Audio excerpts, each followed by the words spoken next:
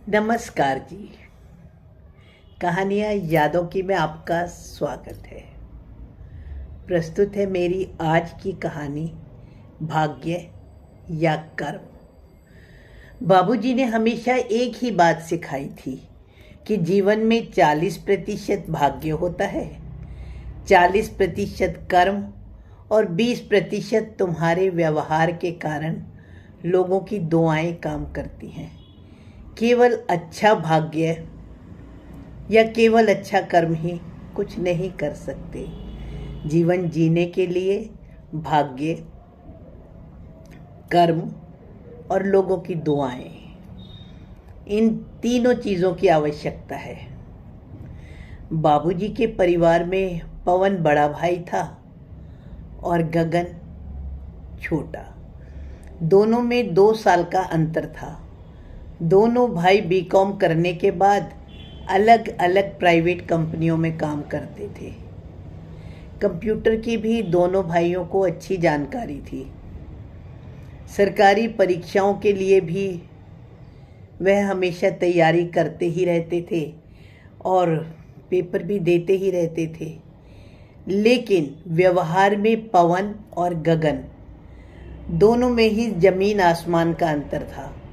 जहाँ गगन छोटा होने के कारण अपने ही बारे में सोचता रहता था, वहीं पवन बाबूजी के साथ घर और बाहर के भी सारे काम निपटाता था।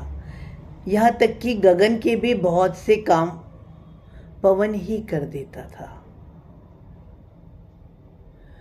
दोनों भाई मिलकर देर रात तक बहुत सी सरकारी परीक्षाओं की तैयारी करते रहते थे।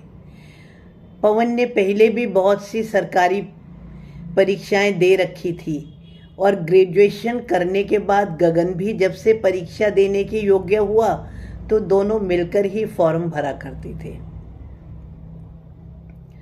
अभी 3 दिन बाद दोनों का दिल्ली स्टाफ सिलेक्शन बोर्ड का इम्तिहान था, जिसके लिए कि दोनों काफ़ी समय से मेहनत कर रहे थे।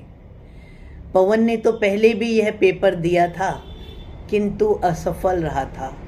अब के तो दोनों भाइयों ने मिलकर कोचिंग भी ली थी और इन्हें पूरी उम्मीद थी कि अब के यह दोनों ज़रूर सफल होंगे। लेकिन भाग्य का खेल कहो या कुछ भी, पेपर से 1 दिन पहले ही बाबूजी को हार्ट अटैक आ गया। पवन ने बाबूजी को हॉस्पिटल में एडमिट कराया। डॉक्टरों ने स्टंट डालने को भी मना कर दिया था क्योंकि उनका बीपी और शुगर दोनों ही बढ़े हुए थे। बाबूजी आईसीयू में थे और पवन हॉस्पिटल के बाहर बैठा हुआ था। दूसरे दिन गगन ने पवन से कहा कि आईसीयू में तो हम लोग जा नहीं सकते। डॉक्टर को मैंने चाचा जी के बेटे का नंबर दे दिया है और वो यहाँ पर थोड़ी देर बैठ भी जाएगा। हम दोनों ने इतनी मेहनत करी है और यही बाबूजी भी चाहते थे कि अब के पेपर में हम सफल होएं। चलो हम दोनों पेपर देने चलते ही हैं। लेकिन पवन ने जाने से साफ मना कर दिया। उसने कहा चाहे कुछ भी हो जाए, यह सब तो बाद की बातें हैं। मैं बाबूजी को इस तरह से अकेला छोड़कर कहीं पर भी नहीं जाऊंगा। हाँ, तुम पेपर दे करके आ जाओ, मैं अगले साल फिर कोशिश कर लूँगा। भाई साहब, 4-5 घंटे में कुछ फ़र्क नहीं पड़ता। गगन की जिद करने पर भी पवन ने कहा इस वक्त मेरा यही कर्म है कि मैं इनके पास ही बैठा रहूं, मैं कहीं पर भी नहीं जाऊंगा। बाबूजी का बीपी और शुगर दोनों ही बहुत ज़्यादा हाई है, इसलिए मैं तो यहाँ ही बैठा रहूँगा। जो मेरे भाग्य में है वही होगा। भाई साहब, कर्म भी तो बहुत ज़रूरी है, केवल भाग्य के भरोसे तो नहीं बैठा जा सकता ना। ऐसा समझाकर गगन तो पेपर देने के लिए चला गया, लेकिन पवन बाबूजी के साथ ही बैठा रहा। बाबूजी की तबीयत भी बिगड़ती ही जा रही थी। पवन बाहर बैठा था। डॉक्टर ने खून का इंतज़ाम करने को कहा तो पवन ने जल्दी से ब्लड भी डोनेट कर दिया। कुछ समय बाद गगन भी पेपर देकर आया और वहाँ ही बैठ गया।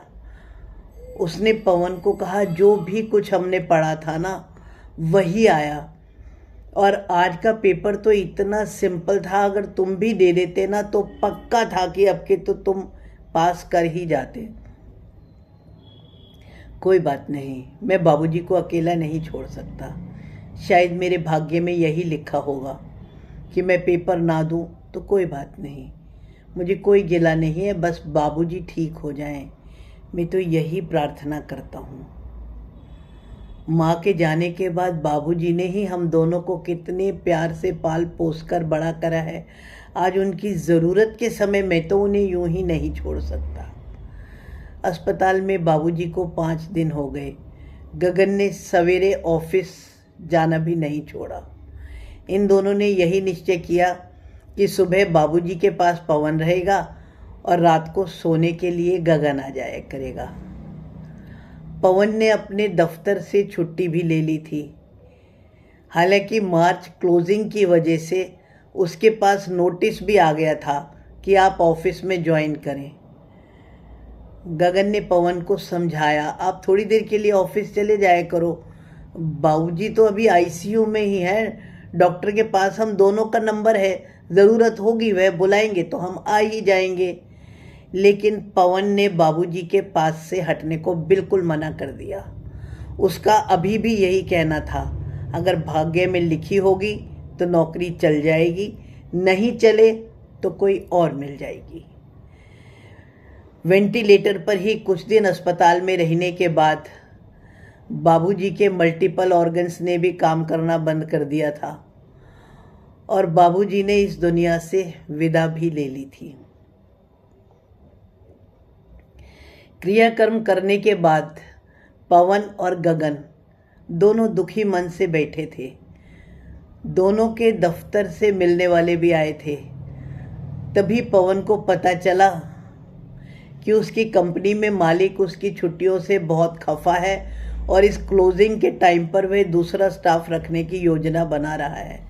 गगन ने पवन से कहा, भाई मैं तुझे पहले ही कहता था ना, तू थोड़ी देर को दफ्तर भी चला जाता, बाबूजी तो अब भी नहीं रहे। दोनों एक दूसरे को सांत्वना भी दे रहे थे, चल ठीक है, जो भाग्य में होगा हो जाएगा, मुझे जो सही लगा मैंने तो वही कर्म किया। ऐसा कहकर पवन चुप करके बैठा रहा।